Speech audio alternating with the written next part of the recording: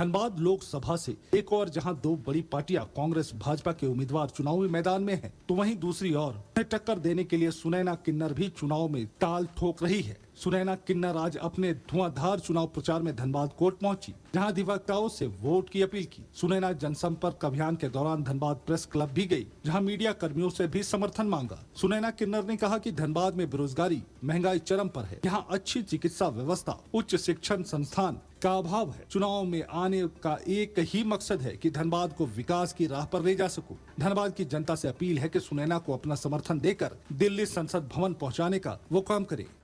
सुनैना जी बताइए, आप जो है कैंडिडेट हैं और क्या प्राथमिकताएं होंगी आपकी और किन मुद्दों को लेकर आप जा रही हैं जनता के बीच? मैं जनता के बीच से आज कोई नया नहीं जा रही हूँ। हमारा काम ही है पेशा कमाना खाना। हम रोज गली गली जाती हूँ, लोगों को दुआएं देना, अपने गम को भूल करके दूसरे को खुशियों में और दुखों में, सुख दुख में साथ देना, यही हमारा लक्ष्य है। और आज हमारा कोयलांचल का ये स्थिति आ गया है कि ना यहाँ अच्छा एजुकेशन है, ना यहाँ अच्छा रोजगार है, जबकि 40% उर्वरक खनिज हमारे कोयलांचल से जा रही है बाहर को। और राज्य को देखिए, यहाँ का खनिज जा करके, यहाँ का मतलब सामग्री जाके और राज्यों में कारखाना खोल रहा है, बिजली उत्पाद हो रही है और सारी कार्यक्रम हो रहे हैं। लेकिन यहाँ पे आज इतने साल से सिंदरी कारखाना बंद है। कभी 6 बार कांग्रेस के, 7 बार बीजेपी के कैंडिडेट बने, यहाँ लोकसभा चुन करके उन्हें भेजा गया। जब दिल्ली वो गए तो आज तक हमारे कोयलांचल के बारे में क्यों ऐसा कुछ नहीं किया? आज कोई पार्टी के नाम में वोट मांग रहा है तो कोई राहुल गांधी जी को अपना आदर्श मान के उनका विचारों पे चल के वोट मांग रहा है। लेकिन खुद जो है यहाँ के जो भी कैंडिडेट हो, मैं क्यों नहीं हूँ, अगर हम आज कोयलांचल के लिए कुछ किए हो किसी भी ने, तो कोई एक जन भी बता दे कि हमने ये काम किया है, हमने एम्स लाया है, हमने एयरपोर्ट बनवाया है, हमने सिंदरी कारखाना खुलवाया है, हमने इतने हजार युवाओं को बेरोजगार थे उनको रोजगार दिया। कभी अतिक्रमण आती है तो आप लोग भी जानते होंगे, कोर्ट के आसपास की दुकान हो, चाहे चपाटी के आसपास की हो, चाहे और भी क्षेत्र की हो, कोयलांचल के अंदर सबको अतिक्रमण के द्वारा हटा दिया जाता है। उस समय नेता, सांसद, एमएलए हमारे कहाँ रहते हैं?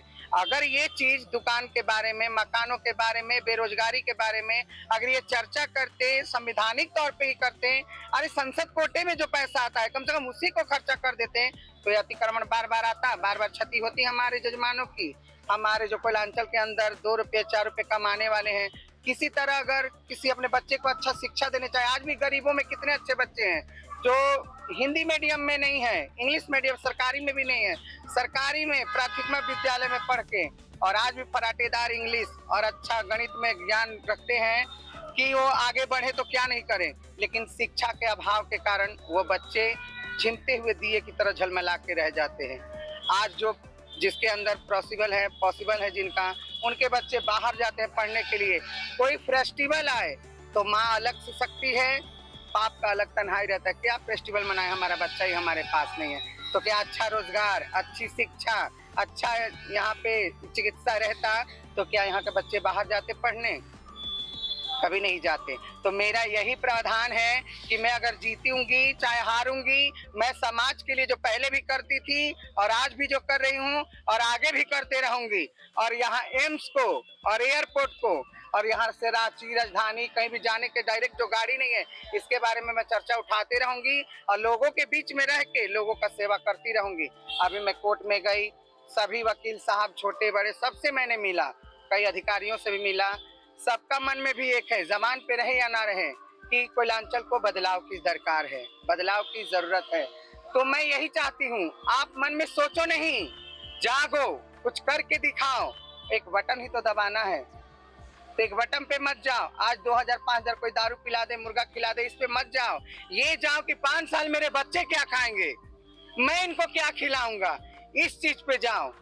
आज का 5000-2000 का प्रलोभन पे मत जाओ। और सभी मैं मतदाताओं से और कोयलांचल के माँ बहन भाई जो भी हमारे अधिकारी पदाधिकारी ऊपर से नीचे तक, और खास करके मीडिया कर्मी भाइयों से, कि एक बार अपनी बहन को भी चुन के दे। और नर को दिया, नारी को दिया, इस अर्धनारी को भी दे के देखे। शिव का दूसरा अंश मानते हैं हमें, लेकिन पूजनीय लायक हूँ तो क्या सेज पे चढ़ाने लायक हम कभी नहीं बनेंगे? एक मौका हमें भी दे के देखें। जय हिंद, जय भारत। भाजपा कांग्रेस है, एक तरफ आप निर्दलीय है, किस तरह से देखते हैं? मैंने तो कहा भी कोई पार्टी के नाम में वोट मांग रहा है। जैसे मोदी जी की पार्टी है तो मोदी जी के नाम में वोट मांगा जा रहा है, और कोई राहुल गांधी को अपना आदर्श मान करके और उनपे वोट मांग रहा है। कोई भी प्रत्याशी, पहले का सांसद जो हो या एमएलए हो, कोई अपना काम को दिखा के वोट क्यों नहीं मांग रहा? क्यों जातिवाद को लगा देता है? क्यों अपने आदर्शों को लगा दे अपने पार्टी मेंबरों का? खुद का काम किया हुआ रहता। तो एक थर्ड जेंडर सोसाइटी से मैं आती हूँ, क्या मैं इस कम्युनिटी से आते हुए भी इस चुनावी दंगल में लड़ने का साहस करती? लेकिन लोगों के बीच जा करके उनके दुखों को, उनके प्रॉब्लम को सुनते सुनते हम लोग के दिलों में, कहावत एक भोजपुरी में, बांझन का जानी सौरी के हाल, लेकिन हम लोग ऐसी हूँ फिर भी फीलिंग दिल को टच करती है। तो आप लोग तो पूरे पुरुषार्थ हो, फिर विधानसभा में, लोकसभा में जाने के बाद हमारे जैसा क्यों बन जाते हो? और मैं विश्वास दिलाती हूँ कोयलांचल की जनता को कि मैं जो हूँ वही रहूंगी, बदलूंगी बिल्कुल भी नहीं। जय हिंद, जय भारत।